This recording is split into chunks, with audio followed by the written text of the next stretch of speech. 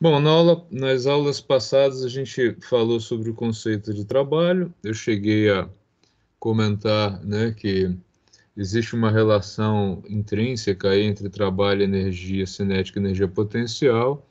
Na realidade, o trabalho representa aquilo que transforma um tipo de energia em outro. E a gente vai entrar hoje com duas energias que são a cinética e a potencial.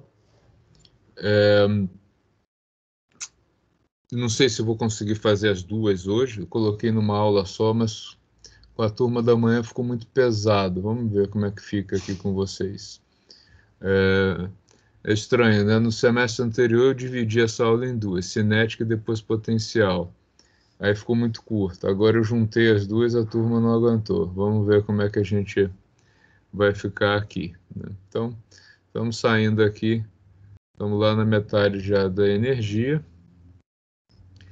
Lembrando a vocês que a relação que fecha aí o ciclo entre energia cinética potencial e trabalho é que eu acumulo água numa represa a uma altura, e essa altura representa energia potencial gravitacional, e eu quero que esta água realize trabalho aqui embaixo na turbina. Para isso, eu realizo trabalho sobre a água para transformar a energia potencial em cinética, e aí, tendo a energia cinética aqui embaixo, de novo, eu realizo um trabalho para transformar essa energia cinética em energia elétrica. Então, o elemento de transformação para transformar um tipo de energia em outro é sempre por meio aí da realização de trabalho, tá? Como isso é feito no caso da turbina, né? A gente viu que a água precisa de energia potencial gravitacional para que, quando liberada, ela vá se transformando em energia cinética de movimento, que é essa água que sob alta pressão, que vai ser usada para girar a turbina, que vai ser usada então para induzir, né, aqui no gerador uma corrente elétrica, tá? Então esse daí é o motivo pelo qual a gente tem todo esse processo numa usina tradicional. Na usina mais moderna, na usina que não tem a barragem, a gente usa, né? É usada a própria velocidade da água no rio. Então não precisa armazenar água no alto, ela já tem energia cinética. Mas, de qualquer maneira, a gente tem sempre algum tipo de energia mecânica que é usada para realizar um trabalho mecânico em gerar uma turbina, e a partir disso é que é transformada em energia potencial, desculpa, elétrica, tá? Então, fechando esse ciclo aí. Vamos pensar, então, o que é energia cinética? Cine. Toda vez que vocês verem esse cine significa movimento, tá?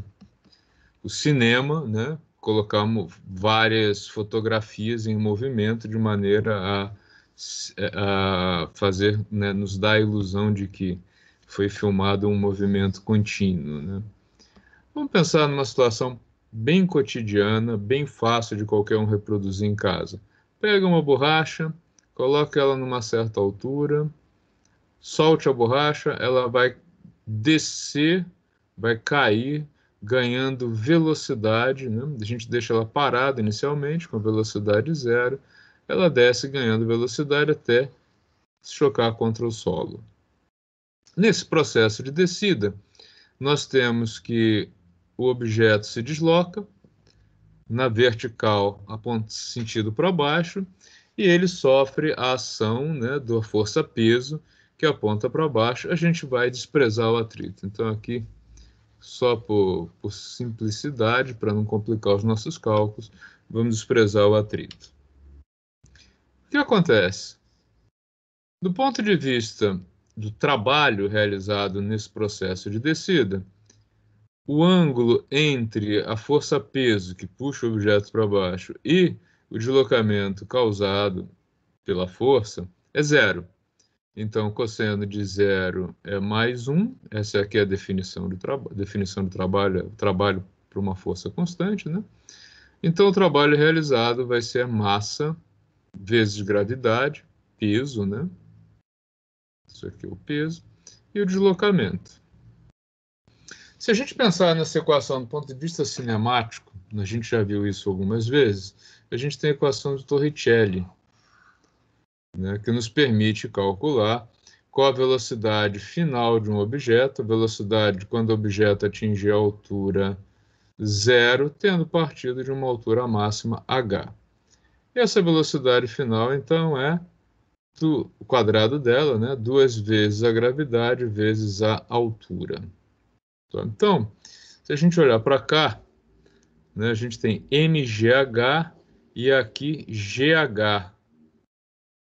GH é igual a metade. Ups, já fiz besteira aqui. GH é igual a metade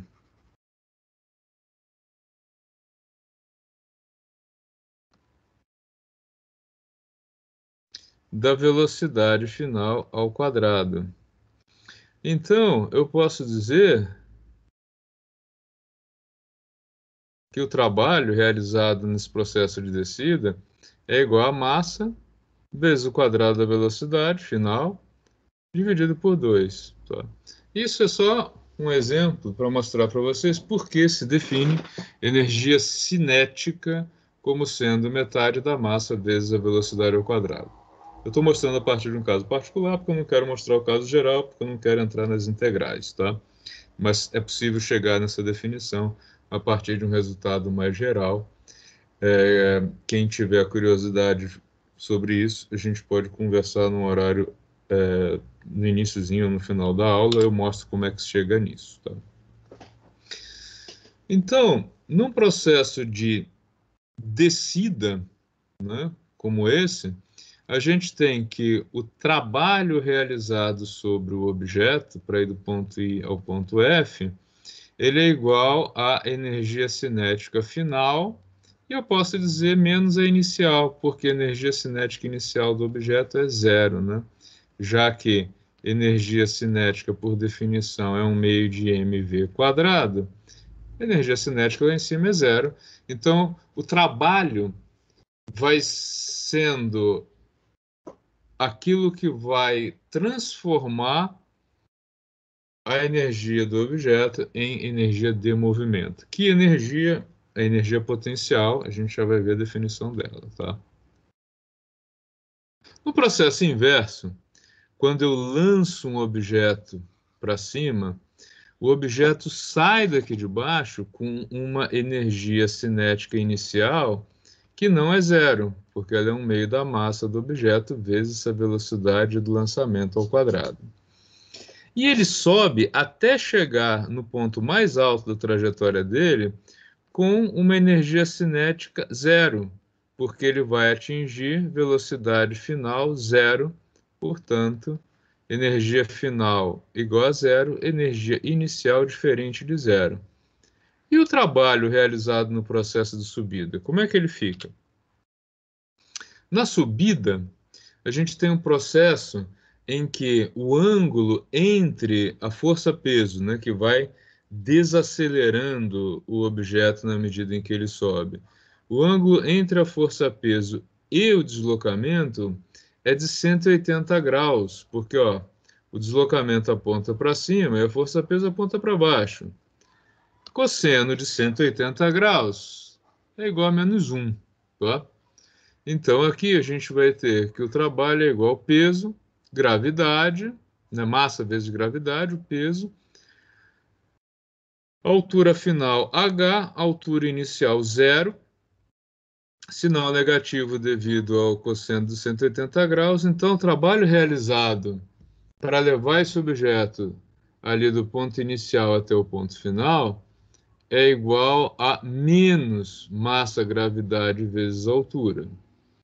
Então, aqui a gente tem a situação contrária, em que o trabalho é igual a energia, menos, né, energia cinética inicial. Ou seja, a gente pode generalizar isso aqui, dizendo que o trabalho para levar um objeto de um ponto inicial a um ponto final é igual à energia cinética final menos energia cinética inicial, se não ocorrer nenhuma perda. A gente está desprezando o atrito. O que representa o atrito? Nesse caso, o atrito ele introduz uma transformação de energia, nesse caso, indesejada, porque eu tenho energia mecânica e eu quero energia potencial gravitacional no final, ou na queda, eu tenho energia potencial e eu quero energia cinética no final. Parte dessa energia ela é dissipada. E esse dissipada não quer dizer que ela desaparece. Quer dizer que ela é perdida dentro do contexto que a gente está querendo utilizar essa energia. Por quê?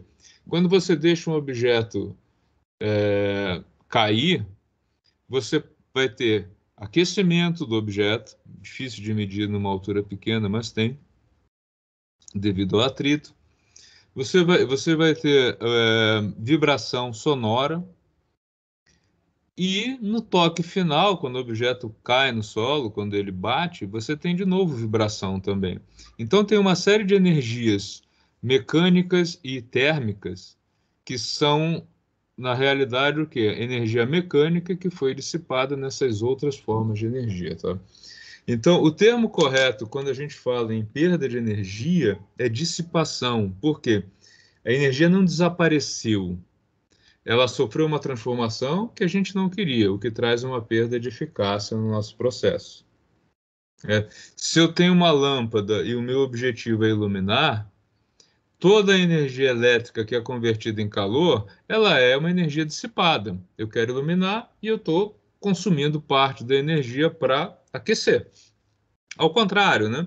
Quando a gente quer um aquecedor elétrico, que é uma coisa que muita gente deve estar querendo hoje em casa, né? No dia de hoje especificamente, um aquecedor elétrico ele tem por objetivo gerar energia térmica, calor, e daí tudo aquilo que ele gera que não é calor, aí sim é perda, né? É uma perda de uma transformação indesejada de energia, tá? Tudo bem até aí, pessoal?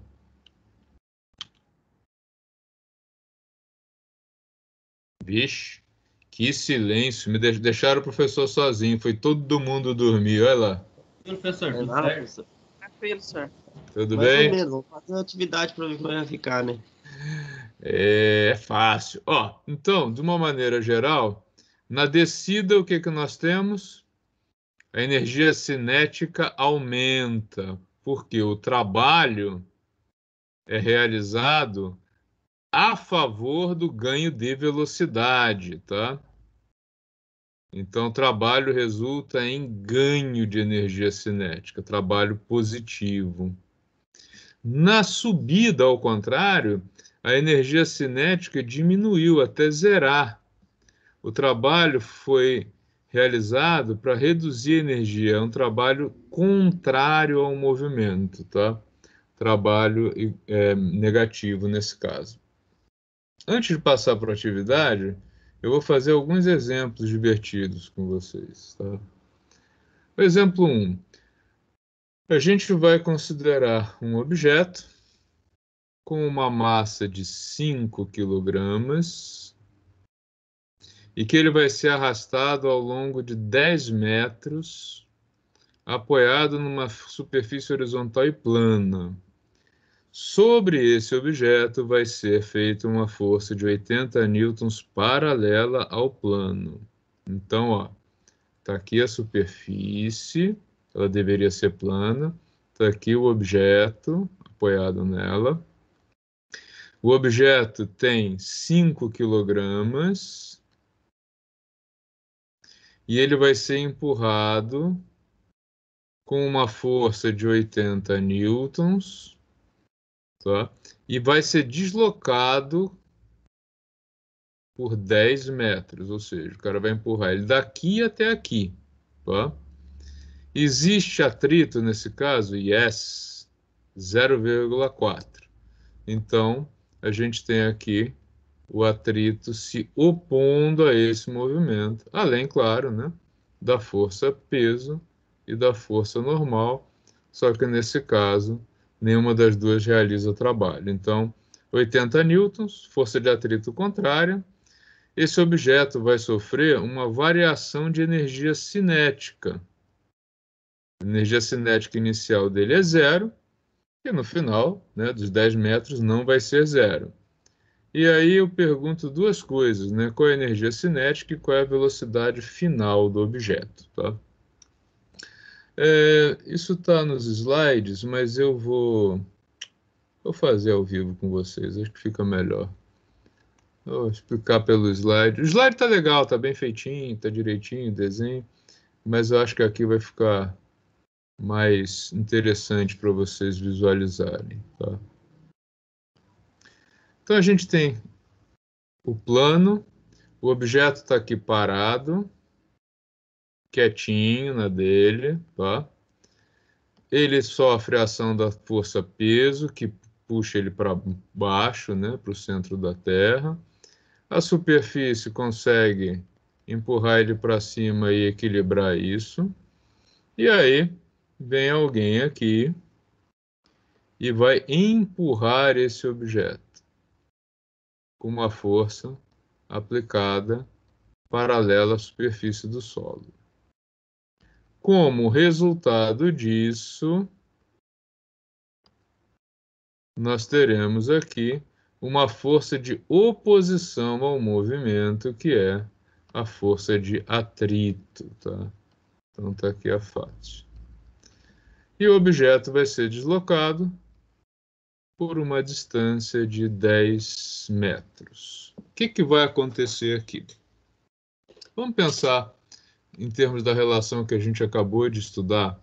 Trabalho para levar o objeto de um ponto A a um ponto B é igual à variação da energia cinética entre o ponto A e o ponto B. Tá?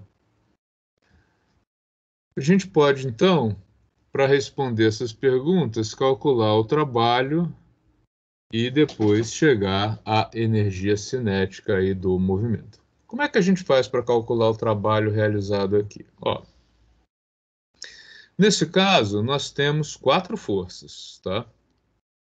Então, o trabalho total para o objeto ir de A a B é a soma do trabalho devido à força F, mais o trabalho devido à força de atrito, todas as forças que atuam sobre o objeto, tá? A gente sabe que essas duas últimas aqui, o trabalho vai ser zero porque elas são perpendiculares, mas a rigor, quando a gente calcula o trabalho total realizado sobre um objeto, a gente coloca todas as forças que atuam sobre ele, tá?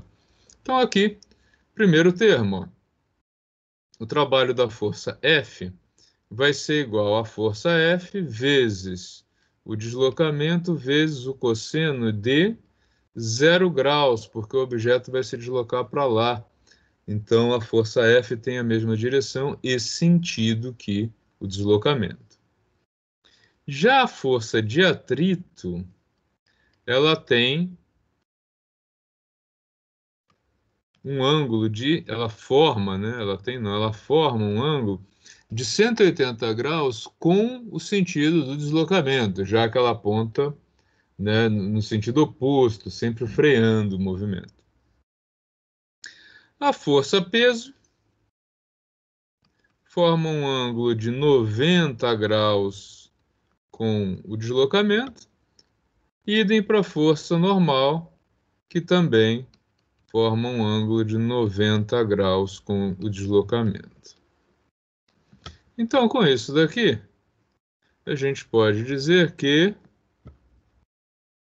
o trabalho de A até B vai ser igual a força aplicada vezes distância, né, cosseno de 0 é mais 1, menos força de atrito vezes distância. Então, os outros termos são zero. O que é a força de atrito?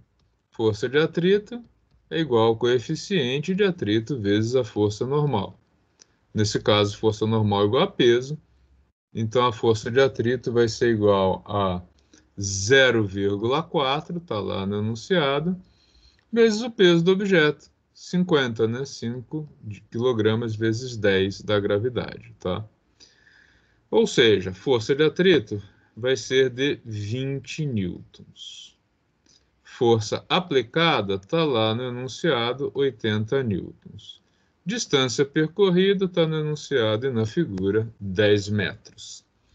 Então, o trabalho realizado para levar o objeto de A até B é igual a 80 vezes 10 menos 20 vezes 10. Isso nos dá, então, que o trabalho para ir de A até B, no trabalho realizado sobre o objeto para ir de A até B, foi de 600 joules. Tá? E aí a gente tem as duas respostas, né, já quase que diretamente. Porque, ó, como o trabalho para ir de A até B é igual à energia cinética de B, 1/2 da massa, velocidade v ao quadrado, menos zero, já que a energia cinética inicial é zero, então a energia cinética final do objeto, né, menos a energia cinética inicial, que foi a primeira coisa perguntada lá na questão, é igual a 600 joules. Então, a letra A está respondida. E a letra B, como a gente tem a massa do objeto, a gente pode calcular VB. Tá? VB ao quadrado, então, é igual a 2 vezes o trabalho realizado dividido pela massa, logo, velocidade do objeto igual a raiz de 2 vezes 600 dividido por 5, que é igual a raiz de 2.400, né? Raiz de 2.400, deixa eu rodar a manivela aqui. Raiz de 240, desculpa, não raiz de 2.400. 15,5 metros por segundo foi a velocidade final do objeto, né? Aproximadamente 15,5 metros por segundo. Dúvidas? Comentários? Deixa eu colocar aqui que esse é o exemplo 1.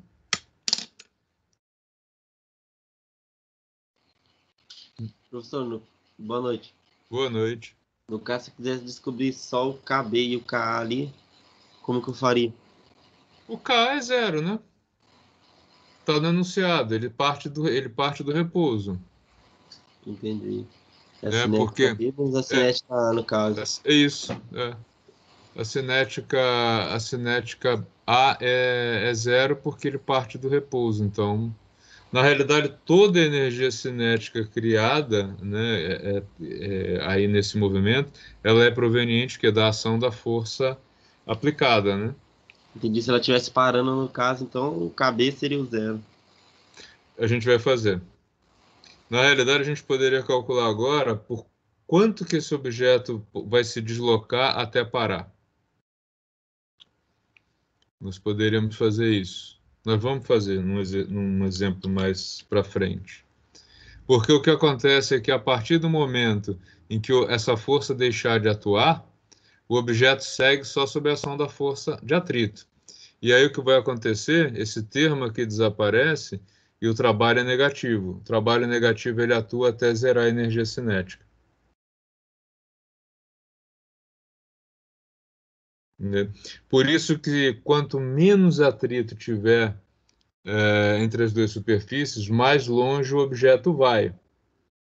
É a explicação que a gente dá para isso. Porque eu tenho uma dissipação menor de energia, então ele segue com velocidade. Aí, se não tivesse atrito nenhum, seguiria com velocidade constante, que é o que acontece no espaço, né? tá? Porque quando você lança um objeto no espaço, você, na verdade, faz de tudo para que ele seja apontado na direção certa.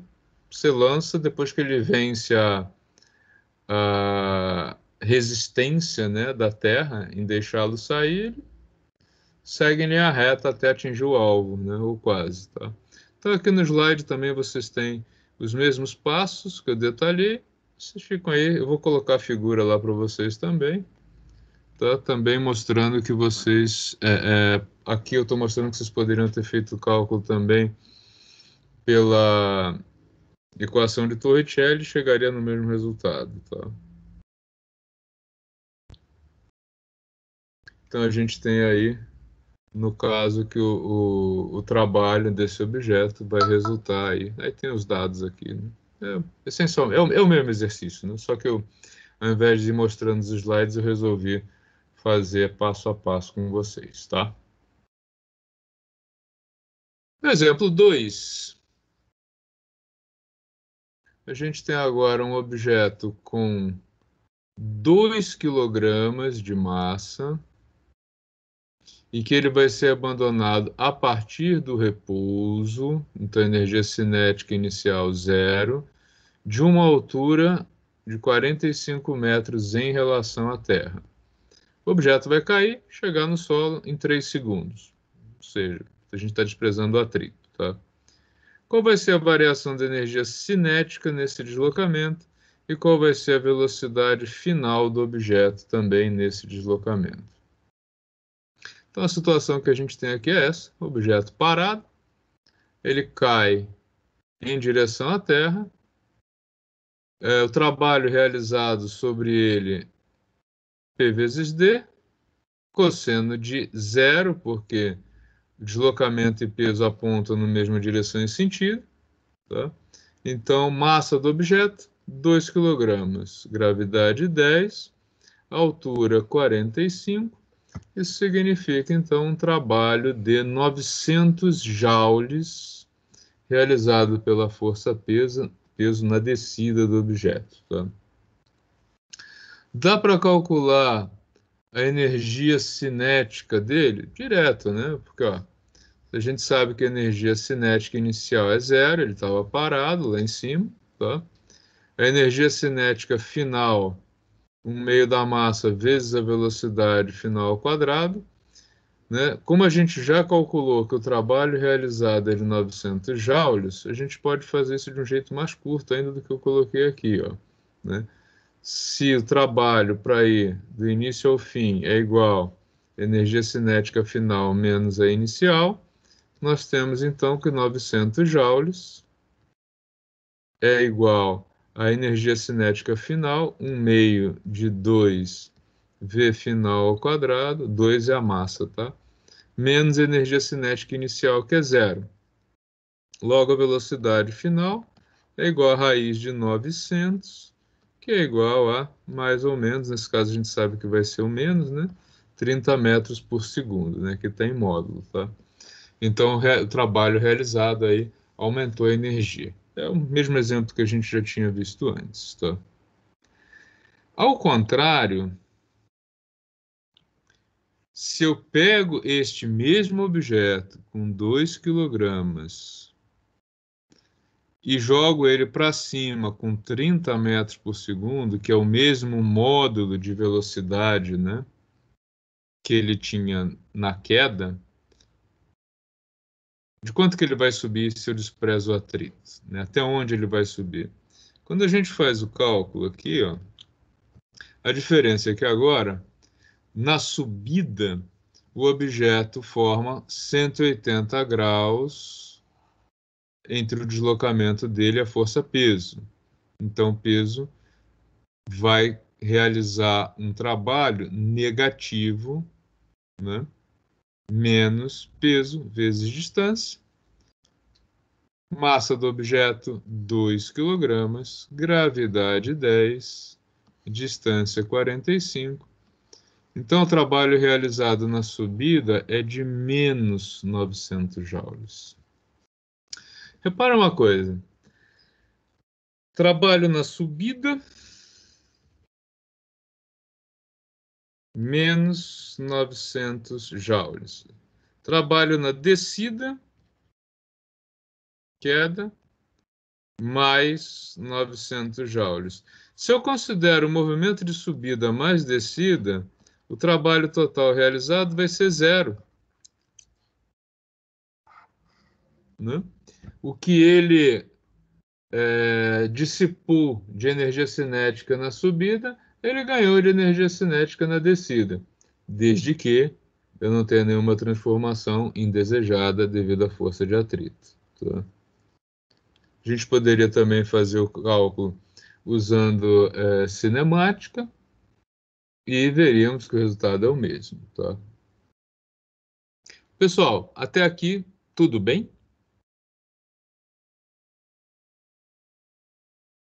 Como é que vocês estão? Tudo bem, professor? Tudo tranquilo? Tá. Tudo tranquilo. A energia potencial, o que é energia potencial? É o termo que a gente usa para designar a forma como essa energia vai sendo armazenada, de certa forma. Assim, na medida que o objeto sobe, ele perde energia cinética. E para onde vai essa energia cinética se depois ele desce ganhando essa energia cinética? A gente usa o termo energia potencial, né? Ela vai sendo potencializada no objeto na medida em que ele sobe, até que ele para de subir quando ele atinge a altura máxima, e a partir daí ele começa a descer novamente, claro, nada brecar ele lá em cima, tá? Então, a energia potencial, ela é a energia que vai sendo armazenada na medida em que o trabalho negativo é realizado sobre o objeto. E a gente define a energia potencial gravitacional como massa, gravidade vezes altura. Tá? De tal maneira, né, que a gente pode dizer o seguinte: na subida, o objeto estava com energia cinética diferente de 0 e energia potencial gravitacional 0. Lá no alto, ele chegou com energia cinética 0, aqui inicial, energia potencial final, massa, gravidade vezes altura. Tá? Então, a energia potencial gravitacional ela é definida como massa, gravidade vezes a altura do objeto. Quanto mais alto estiver um objeto, né, se eu levo o objeto para uma altura cada vez maior e solto, a energia cinética final vai ser cada vez maior também, porque ele vai, ao longo da descida, por meio do trabalho realizado pela força-peso, transformando essa energia potencial em energia cinética. Tá? E o que nós chamamos de energia mecânica é a soma das energias cinética e potencial. Então, a gente pode pensar em termos energéticos que o movimento de subida do objeto ele ocorre com energia cinética total e energia potencial 0. Na medida em que o objeto vai subindo, ele vai esvaziando a caixinha da energia cinética e enchendo a caixinha da energia potencial, até que ele migra toda a energia cinética para potencial. E na volta ele faz o oposto. Ele vai esvaziando a energia potencial e enchendo a cinética. Essa troca perfeita, sem nenhuma perda, é o que a gente chama de sistema conservativo. Na prática, todos os sistemas têm uma perda, tem algum tipo de transformação indesejada.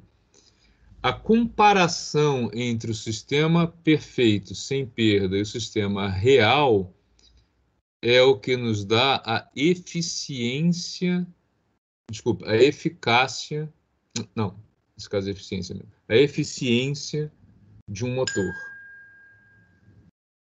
Tá? De um motor, de uma máquina, de equipamento, de um processo. Tá?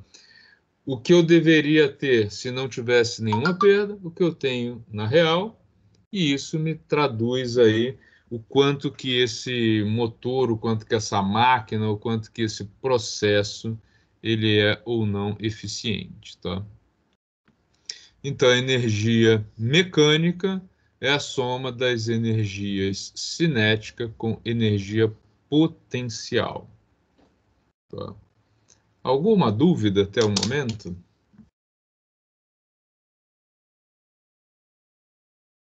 Querem botar isso em prática um pouquinho? Ou querem seguir adiante? É bom, né, professor? Acho que é melhor dar uma praticada, né? É, Partir para ver um monte de gráfico agora ia ser. Deixa eu puxar aqui uma atividade para vocês. E aí a gente já começa, você já começa a fazer e eu vou tirando as dúvidas aqui. Pera lá. Eu vou ler com vocês.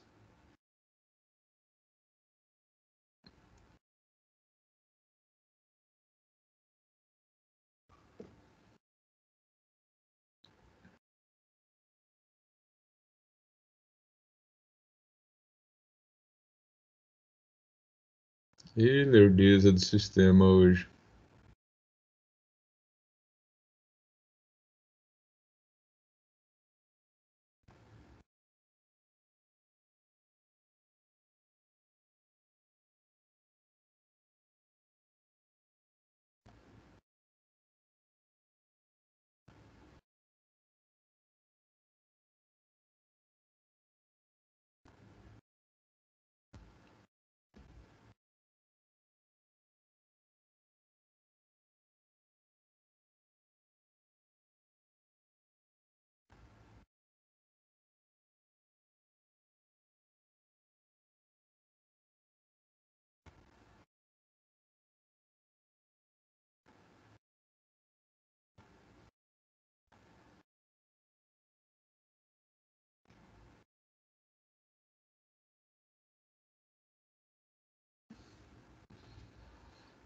Eita, o sistema está parando para pensar hoje.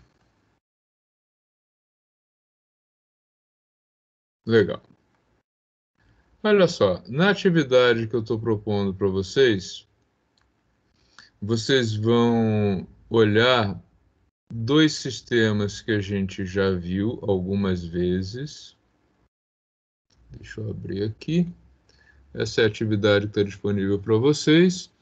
Só que agora a gente vai observar esse sistema do ponto de vista da energia cinética, tá? Então aqui são dadas as massas M1 e M2, o coeficiente de atrito, e aqui a gente vai ter tensão e tensão, né? A tensão aqui puxa o objeto, arrasta o objeto na superfície de cima e o peso desce esse objeto. Esse aqui vai ter o atrito freando e esse daqui vai ter a tensão freando. A pergunta é qual vai ser a energia, qual vai ser a velocidade final da massa M2 imediatamente antes de tocar o solo, e é dada aqui uma altura de 4 metros. Então, o que que vocês vão fazer? Vocês vão calcular o trabalho total realizado sobre um e sobre outro, né? E a partir do trabalho é igual à variação da energia cinética. Se o trabalho é igual à variação da energia cinética, isso significa que nós temos como calcular a velocidade até dos dois, né? Mas foi pedido só da massa M2, não da massa M1.